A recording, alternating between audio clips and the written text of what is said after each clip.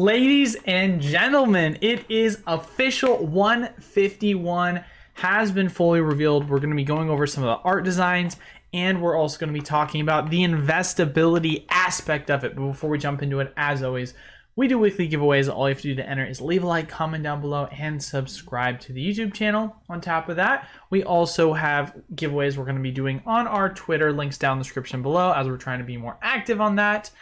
Outside of that, the other two important things you need to check out, if we ever have a spot available for our Patreon, highly recommend you jump in on that. We're sold out at the moment, but time to time, there is spots that open up for availability to get access to Pokemon, Magic, Yu-Gi-Oh, and so much more at wholesale prices. And then outside of that, Discord is the place to be to stay up to all things PokemartUSA related. But jumping into it, so I am super duper excited about today, and I have a lot of optimism just based on this overall release of the set. Now, obviously, last video we posted on Monday was pertaining to a lot of the negativity within the market. And although there is still a lot of negativity within the market, and this is different from my perspective, I made it very clear I think Pokemon's in a healthy place.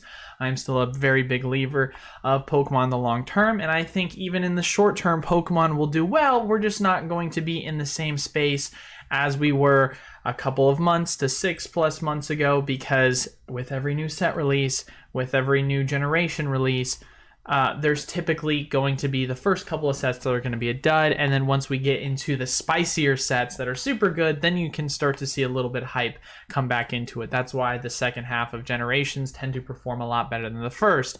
Well, although this set is a part of the first half, it is still extremely promising of a set for me personally, right? I've seen a lot of positive reaction as well to the set itself, so hopefully you guys will enjoy it as much as I do. But personally for me, I think this set is going to be an absolute banger. I think that from an investment perspective, this is going to be something I'm going to go extremely heavy into, and I absolutely just love it. But, you know, showing some of the card art designs, we've obviously already seen the original starters. If you haven't already, Pokebeach is the place where you can check this out. Caterpie is a new one. Nidoking we've seen before. Poliwhirl we've seen before. Machoke is relatively new. But now going into some of the newer designs. So we have these leaked late last night. We've got a Dragonair, gorgeous art design. Absolutely love it. Then we have the Mewtwo, which is so funny because we've already had a Mewtwo alternate art design. This was for obviously a V. This is not a V, but the Mewtwo V design from Pokemon Go was in daylight, and it was him looking down at us with the city backdrop, versus this one, it's a lot more menacing. It's late at night. He's looking down on the city. And personally, I like the design much more than the Pokemon Go one. You've got your regular EXs. Obviously, we have the starters. Someone, I think, mentioned this in the comments. I do think that they really do Blastoise dirty with the 3D print. I love the Blastoise original art design. It definitely is something I feel like it's not translated as well once they went to the 3D rendering model with the 3DS. I wish they would do a little bit of a redrawing of that. But anyway, I digress. Just a bunch of EX cards. Sadly, no Kadabra in terms of a full art special design or a character rare design. But at least we're going to get an Alakazam secret, as I'm going to show you here. We've got an Erica's, Boss's Orders, you know, etc. Bill. We've already seen the trio here. We've already seen the Zapdos. The Mew, for some people, might be new. I absolutely love this Mew design. Wouldn't be surprised if this Mew is one of the most expensive cards as well, because, I mean, just designs like this are gorgeous. It's very reminiscent of the Machamp style art design with an awesome backdrop. Its Miriam is also very similar when it comes to the, like, kind of sketch design. So I think this is gorgeous. Then we start to get into the SIR trainers. Obviously, Erica, wouldn't surprise me if she's going to do really well as like kind of a waifu card. But for me personally, man, I don't know what it is about this Boss's Orders card. I absolutely love this. I think this is such a dope card. The attention to detail with the Master Ball in the background. And you have all the displays of the Pokeballs that he owns. And just him with his Persian. I don't know. I just really, really enjoy it. And it's funny too, because for me, like, Giovanni is not a boss that I really resonate a ton with. Nostalgically speaking, for me, it's always been Cyrus. or it's always been Lord N, for example. So it's like, for me to enjoy a card like this without having any resonation, hopefully I think it goes to the design itself of the card. I think it's super duper cool for Boss's Orders. Another gold switch card. We still have, I think, a golden energy that's going to be released. And then if you don't know about this too, this is going to be a Japanese thing. We don't know if this is going to be confirmed in English, but they're going to have in every box, you're going to have like a reverse hollow specialty pattern that they're going to be showing with cards. So it could be quite interesting to see what that's going to eventually lead to. But yeah, so those are the official cards that are going to be that have been revealed. 151, if you guys don't know, it's going to be coming out on Friday. They actually announced, Pokemon Company Japan announced that they're going to actually be printing to demand on this. So hopefully that should suppress a lot of the prices from scalping, which would be awesome, I think, for the market.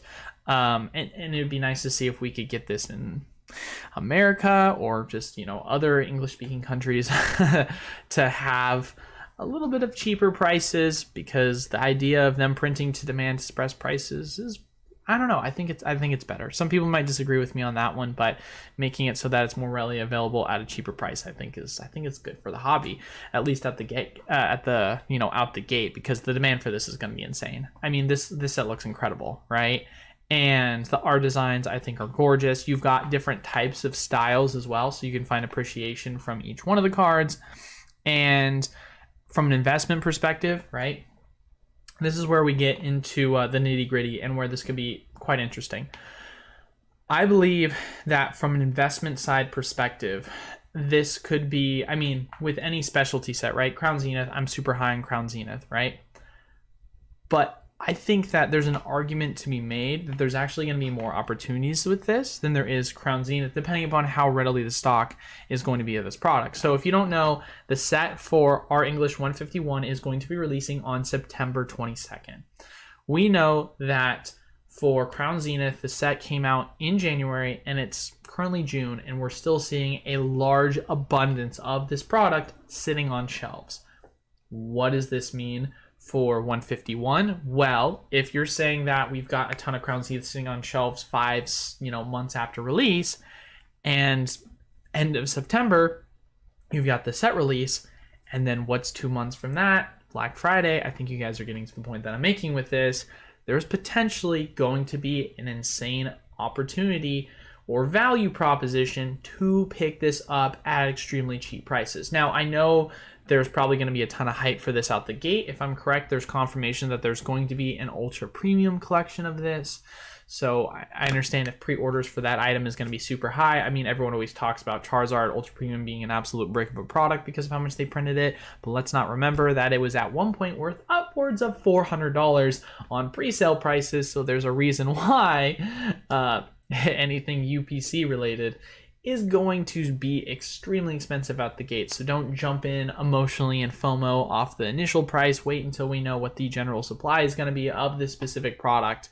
As I've always said before, if we start to see after the initial release prices go down, and then you start to see, words of additional release waves for this specific product, always try and be patient with this item. It's not like it's gonna immediately go up off the gate. That has only happened in very rare instances, Evolving Skies being one of them, but even the Celebrations Ultra Premium Collection went down after the initial release because it was no longer a pre-sale item. People were able to list it actively on TCG Player without needing to be a game store, right? And so just let's be patient with these items, not to mention too, if this is a readily available specific item for the UPC, you bet that GameStop, Target, Walmart, and a bunch of these other places could potentially be putting these on massive discounts, and it could crash the price on the secondary market quite possibly. So I would like to believe that patience is going to be the name of the game for this set. There's going to be tons of opportunity, right? And now, however you want to kind of roll this up, right? You've got two different perspectives you can see. You can say, one, if you're really wanting to be a negative Nancy, you can say, well, it doesn't matter anyway. It's too late. The hype is dying for Pokemon. Blah, blah, blah, blah, blah. By the time this set comes out, everything's going to be, dirt cheap. It's going to be a brick. Well, if you're that type of person and you have that perspective, then well, okay, everything's going to be dirt cheap, right? Or if you're of the belief, which this is close to what I believe, so you're hearing me say it first, don't just look at what the thumbnail says because it's going to be clickbaity every time. I think that we're just in a little bit of a lull because the first couple of sets are going to be duds, and now we're going to just jump right back into gear. We're going to see the demand kick up for this set, and prices are going to be crazy out the get-go. That doesn't mean crazy as in like, 2-3x, but it's going to be, for most items, above MSRP is what my belief is, depending upon how high demand the UPC is. It could be 2x above MSRP because we've seen the history of UPCs, but ETBs, I don't think they're going to be like 2-3x MSRP, but I could be wrong on that.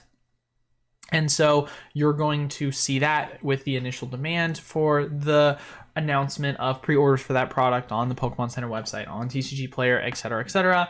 And then finally, we're going to lead up to the release, lead up to the holiday season, see a large correction because the supply of this specific item is going to be a lot more abundant than people are going to realize. So that is my general approach that I'm going to be taking on 151 is I'm just going to wait because I see that with this set being around the holiday season, there's potentially going to be a ton of investment opportunities to be made. Obviously, if the UPC is at a really good price, I'm going to be picking it up. Same with the ETP. I mean, honestly, with specialty items, people always ask me what's my favorite, and I'll give a different one each time, and it has nothing to do with the fact that I like one item over another because of the specific promos and stuff. Sure, sometimes that's true, but for me, it's usually the price point. So there's a reason why I'm a huge fan of the Morpeko playmat. People are like, oh, who cares about a Morpeko? But if you've looked at the playmat, it has a Marnie on the front, and it's displaying the Marnie more than is the Morpeko. I think that's just bad marketing on their point, at their part, but I've been able to pick that up for well below wholesale prices, and for a set like Crown Zenith, I think most people in the future are not going to look back on it and be like, wow, that's just, it's just a more Morpeko playmat. No, people are going to see, hey, there's a cool Marnie playmat that I can get out of this that's going to have Crown Zenith product, and for me getting at an extremely good price point, that's going to be a huge plus, right? Any sort of Crown Zenith product that you're able to take advantage of on GameStop for the best deal price point compared to wholesale, that's the one you buy, right? Because there's been a pro special, I think it ended yesterday or today, so if you did have an opportunity to pick up some Crown Zenith product at discounted rates, go with the one that was the cheapest. I think it was the pink collections, if I'm correct, that were at a really good price point closer to wholesale. So, but ultimately though, I think this is a very, very good look right now because a lot of hate towards what's been going on in the market has been the Terra typing, and there is not a single ounce of Terra typing in any of these art designs. So that's very optimistic in my opinion for how the response has been and is going to be for this set. It's going to be one of those reprieval sets, I guess we'll say, from the direction in which Scarlet and Violet is going with the Terra typing. So I think it'll do really well, and wouldn't surprise me if Obsidian Flames is going to get overlooked because of that, and for that reason Obsidian also might be a pretty good opportunity, but we still have to wait for the release of cards for that. I think we still got about a month away before they start releasing. End of month and a half actually, end of July is when they're going to start releasing that in Japan, and we'll see for our set as that will be coming out in August. But as far as it goes, ladies and gentlemen, that is it for today's video. I want to thank you guys all once again so much for watching. If you want to enter into weekly giveaways, make sure you leave a like, comment down below, and subscribe to the YouTube channel. We also do giveaways on our Twitter. Links down in the description below to check that out. Outside of that, other two links, you know what it is. If we got spots for our Patreon, highly recommend you check it out to gain access to Magic, Pokemon, Yu-Gi-Oh!, and so much more at wholesale prices. And then Discord is the place to be if you want to stay up to date on all things PokemartUSA related content, news, and community. Links down in the description below for all of that. But thank you guys all so much for watching. Until then, I will see you all on Thursdays live at 12:30. Peace.